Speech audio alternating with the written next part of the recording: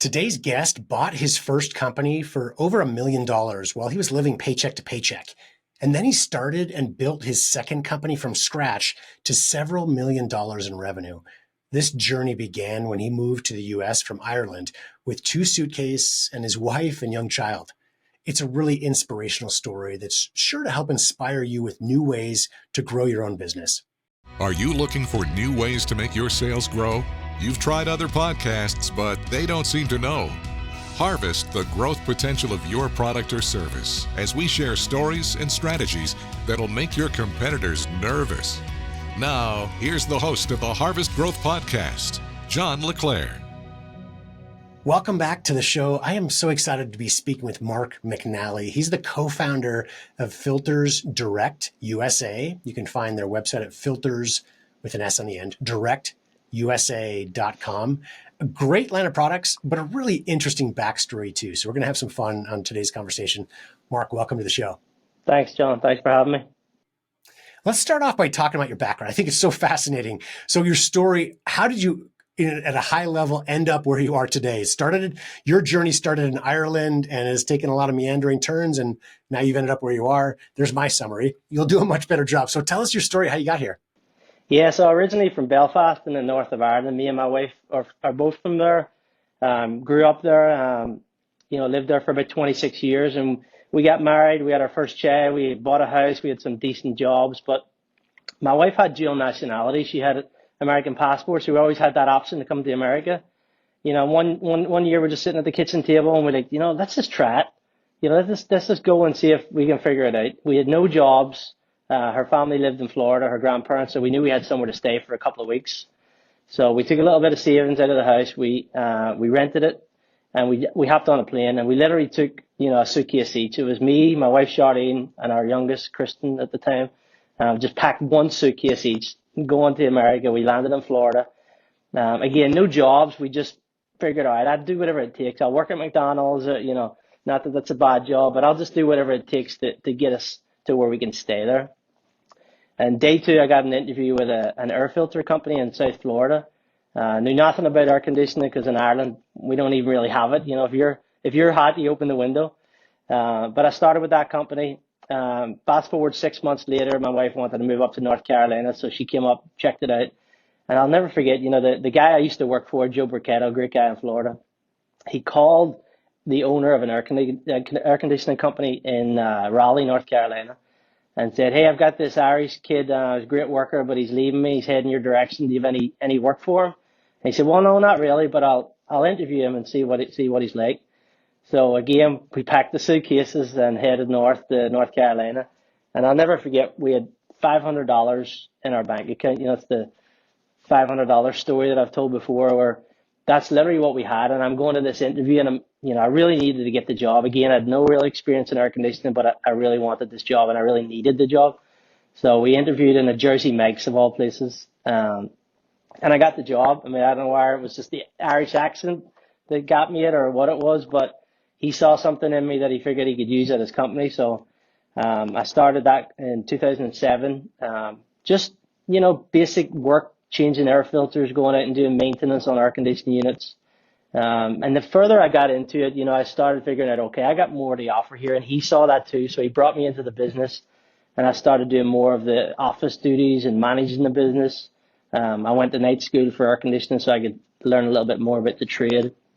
And in 2019, me and my business partner, Tim Hobbs, we collectively got together and we purchased that company for over $1 million, which was crazy to us because, even then, I think I was living paycheck to paycheck. I had $1,000 in my bank account, but yet we're signing contracts for purchasing a company of over $1 million. But, further on into the, COVID years hit us pretty hard. Everyone, I'm sure, struggled too. But what that did was it gave me a chance to slow down and think about our industry and what we're in and what we can do differently and better. And at the time, a lot of people were spending more time at home. With COVID, people were working from home. They were a lot more in tune with their indoor air quality at the time. And we had a product that we tried to roll out a year prior. It was an antimicrobial air filter, like a healthier filter for the commercial industry, medical facilities, public school systems. Never really thought about it for residential, but I'll never forget, it was, middle of COVID, we started getting calls from our commercial customers. Hey, we need better air filtration. We need to do something better for our staff. And that's kind of when the light bulb went off, and it's like, we need to figure out how to do this for homes, because that's the new office, right? That's where people are spending more of their time, even during the work hours. So that led us off into a path, and had me turn on my inventor mind, and figured out a way that we could invent a new product for the homeowner, which is how Filters Direct USA was then born. Yeah, great timing and a typical overnight success, right? That took many years to get there, but you've got a lot of it. I'll interject a couple of things that you talked about. It's hard work along the way, of course. It's also learning, like going to night school and learning the trade, becoming a true expert in it before you bought the business, then created this new one alongside it. So it's never really that overnight, but it's whatever our listeners field might be in, right? Many of them are probably not HVAC, could be something totally different. But I think there's good learnings in there to think about how to either start, buy, or grow your business. You mentioned how you bought the current business with very little money in the bank, and it was over $1 million for the purchase price. How did you accomplish that? Without getting into maybe too many details, but from a high level, how'd you do that? Yeah, so we when we were taking over the company, we were already running it at the time, so we knew what we were doing, and it was an older ownership, where they are aging out and wanted to get out of the business, and we said, okay, let's give us a couple of years till we figure out some debts that are involved with the business, and then after that, we want to purchase it. We want to buy it from you. Now again, you don't buy the company with $1,000 in your bank account, so the structure of the deal was owner finance, which I would encourage a lot of people to not be disheartened by not thinking that business ownership is attainable, because there's a lot of older generation out there that are looking to sell and maybe want to do that same structure of an owner finance deal. So that's how we purchased it. We did an owner finance for us. I think a lot of people maybe listening we probably all heard that, but just at a high level, what does that mean? So owner finance, what do you mean when you say that? Sure. So it's, pretty much it means the previous owner acts like the bank. So instead of, getting a massive loan for $1 million from the bank and you have to pay the bank back over time, the owner of the company basically finances, saying, hey, you owe me nothing up front, but this is the value of the company, and you got to pay me X amount of money per month for the next, whatever it is, 5-10 years.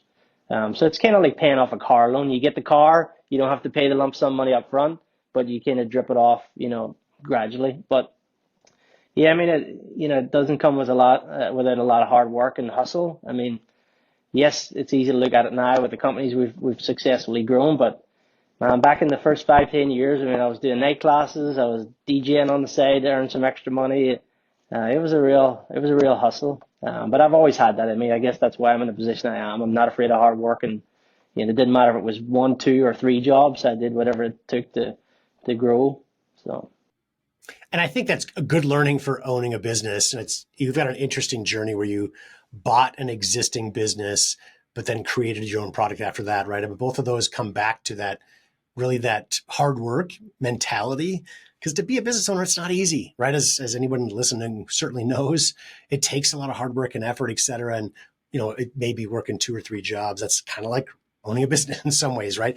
The time and stress and effort that it takes. Yeah. So it's good warm up, good learning to see if you've got what it takes to own it. And then eventually, I think you and I talked about how now part of your mantra is to take a lot of vacations, right? Or take longer vacations to, when you're not working, spend time with your family, make up for the time that we're at work. And I think it's a great philosophy to have. How has that helped you? Your idea of taking vacations, good, real vacations with your family. Yeah, it's great. And I credit my wife, Charlene, for that. I mean, she's, we made a pact back in the early days that we would structure our home where she would stay at home, and we'd have more kids, and she would be the stay-at-home mom, and I would be the person that's out there, breadwinner and hustling. And it's worked great. I mean, we have 3 kids now.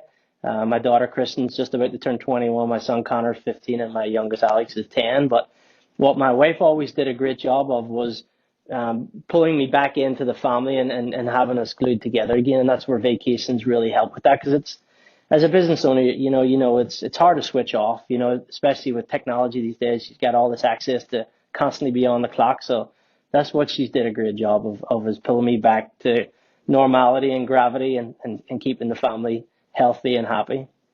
I think it's so important. We talk about our partners, but often that's a spouse, right? That is our real partner. You've got a business partner as well, but man, we need support in the home if we're gonna do this right. But I'm glad she did that. My wife did the same thing. I started this business now almost 18 years ago, and at the time, I kind of know my personality, and we made the decision to buy a timeshare, not knowing it's not a good financial investment, but it was a good family investment because it made us take that solid week somewhere every year. And we try to vacation elsewhere too, but it's like whatever the answer is for everybody. I'm not here selling Yeah, timeshares by any no, means. that's great. I mean, I strive for that. I mean, people think I'm crazy for how many vacations I do, but they also don't see the other side of it, the stress that's involved with running a business and growing a business, and especially the Filters Direct USA. I mean, I knew how to run a service business. We were pretty successful here in the local North Carolina area, but I knew nothing about a direct-to-consumer product. I knew how to design stuff.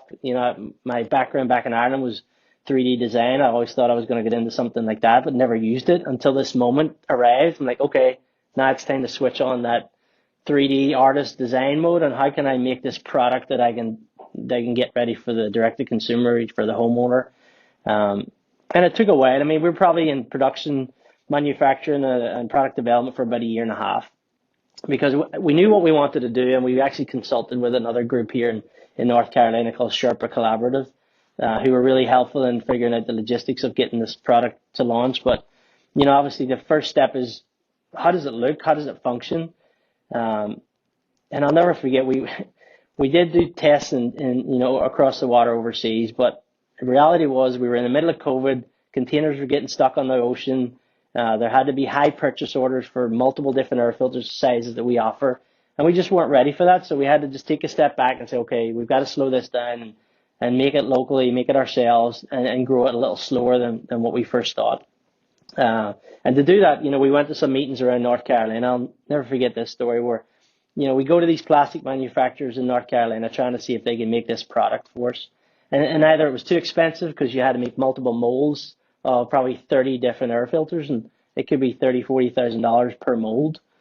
And we just kept going to multiple meetings, and nobody could grasp the simpler concept and how to make it on a cheaper scale. So we're leaving the last meeting, and we had one more to go to, second last meeting, one more to go to. And I'll never forget, I told my business partner, Tim, I was like, pull over. And we pulled over at a pizza shop, and I borrowed $1 because I never carry cash. And I walked into the pizza shop and I paid the lady $1 for a pizza box, because some of my original prototypes were actually done on a pizza box. I know we're on a podcast, not everyone can see it, but maybe for the YouTube customers or viewers, this was the original concept on a pizza box. So with that in mind, we stop at the pizza shop. I go in, I get the pizza box, just something simple like a regular pizza box. And we go into the engineers in this plastics manufacturing company, and I laid the pizza box flat on the table. And I said, well, guys, I just want you to make me that in plastic, and we'll do the rest. We'll figure that part out. Well, we need this in plastic. And they went away, and a couple months later, back and forth. And before we know it, that's what they did. That plastic, flattened pizza box kind of came out looking like that. And then the final product is Filters Direct USA. Which is a plastic reusable filter frame, more eco-friendly. And when it arrives to the home, they trash the old filter and we send them the replacements.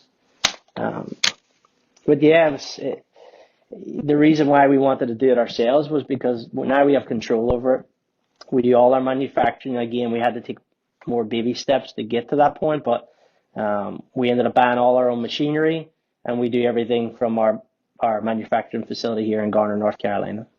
So you started manufacturing here in the U.S., and then you made the decision, as you mentioned, to bring it back in-house and manufacture yourselves. I'm sure part of that was driven by margin. Is there any other benefit you see by now taking that manufacturing fully in-house?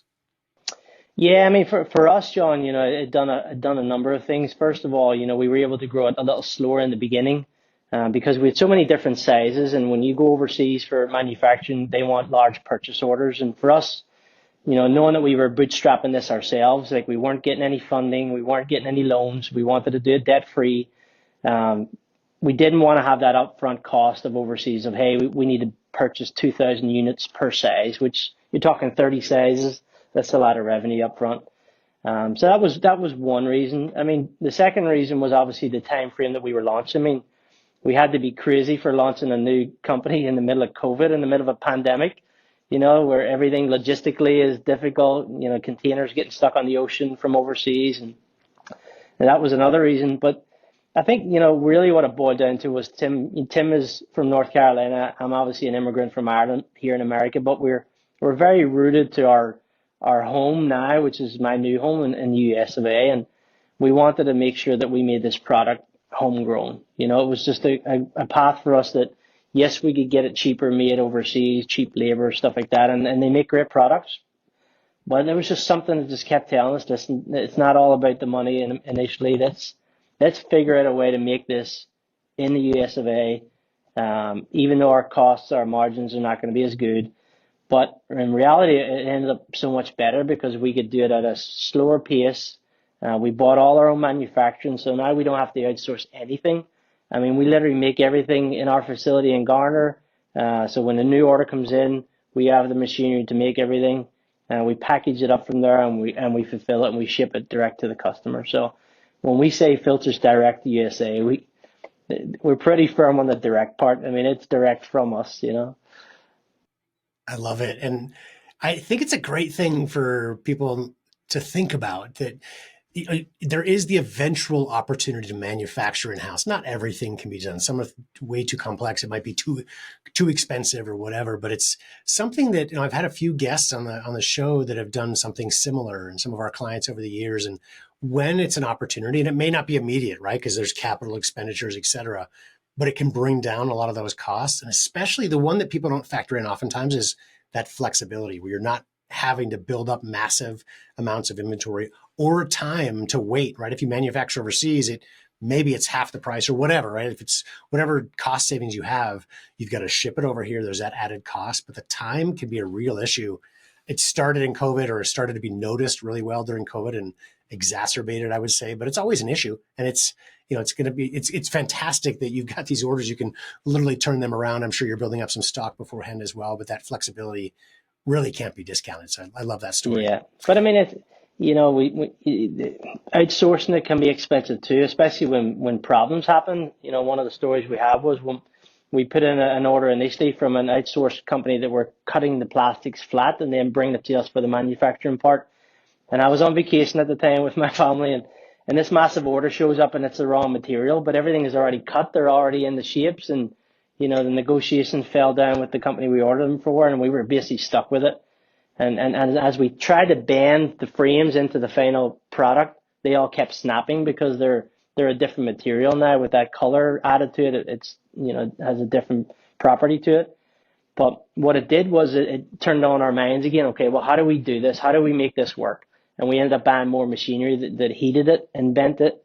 And in actual fact, we should have been doing that from the beginning. It was kind of a path that we didn't think we were going to take, but we were forced to, and it ended up being a great move. And that was my business partner, Tim Hobbs's idea, was to do that, and it turned out to be amazing.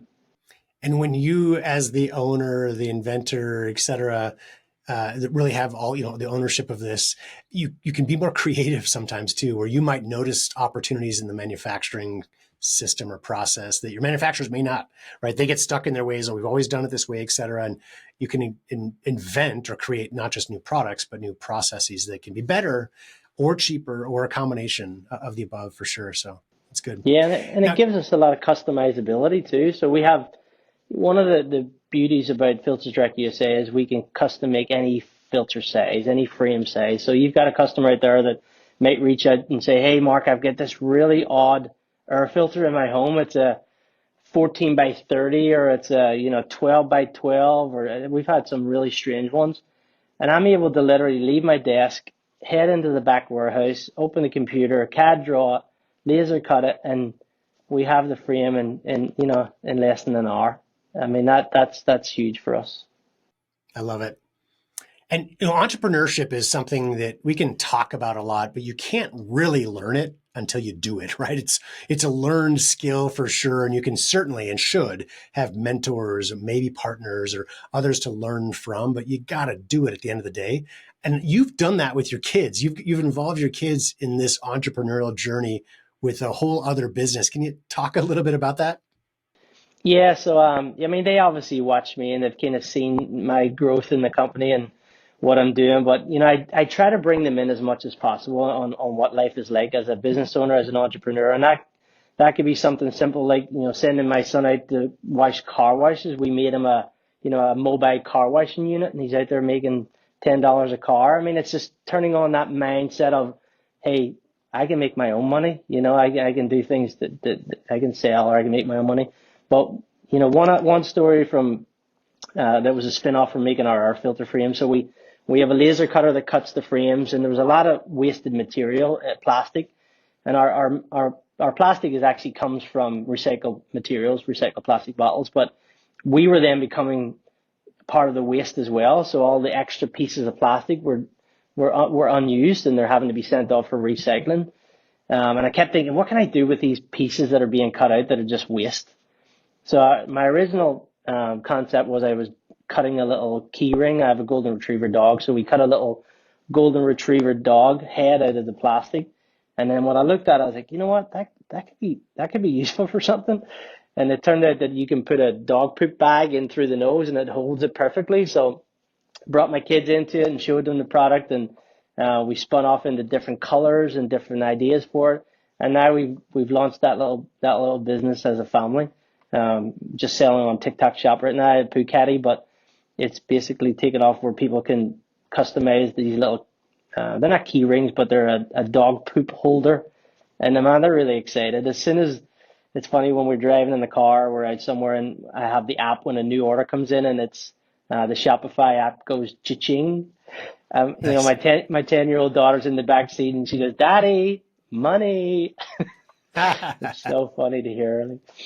But That's it's just great. like it teaches them about sales and entrepreneurship, which is great.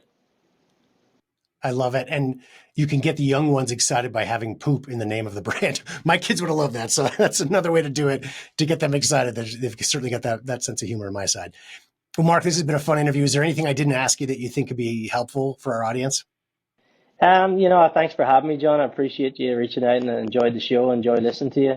For anyone out there that does struggle with their air filter sizes or want to do it in a more eco-friendly or healthier way, they can go to filtersdirectusa.com. We have a special coupon code for your listeners, John. They can type in Harvest Growth 50 for 50% off their first order. And we'd love to send them some fresh air filters.